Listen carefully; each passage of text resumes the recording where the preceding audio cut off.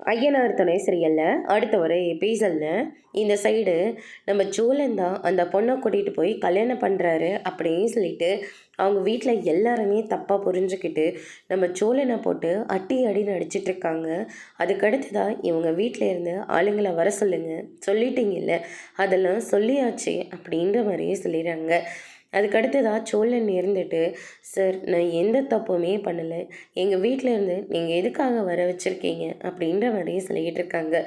என்னம்மா நின்று பார்த்து வேடிக்கை பார்த்துக்கிட்டு இருக்க, என்ன நடந்ததுன்னு நீயாச்சும் சொல்லுமா அப்படின்ற மாதிரியே சொல்லிடுறாங்க.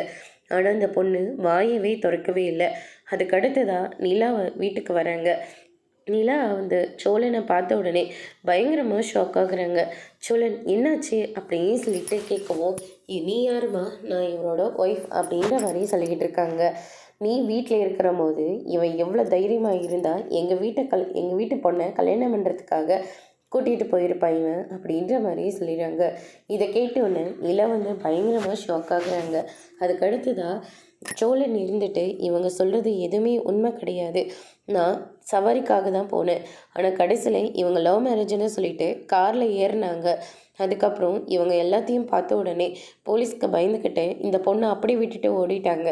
சரி, நாங்கள் சொல்லான்னு வந்தால் இவங்க யாருமே என்னை பேசவே விடலை நிலா, எனக்கு இதுக்கும் எந்த சம்மந்தமும் இல்லை அப்படின்ற மாதிரி சொல்லிட்டு இருக்காங்க. அதுக்கடுத்து தான் அந்த பொண்ணை போயிட்டு நிலா விசாரிக்கிறாங்க. அந்த பொண்ணு வாயவே திறக்காதனால நிலா இருந்துட்டு ஓங்கி கன்னத்திலே பலார்னு ஒன்று விடுறாங்க. அதோடு இன்னைக்கான பிரம முடிச்சிருக்காங்க.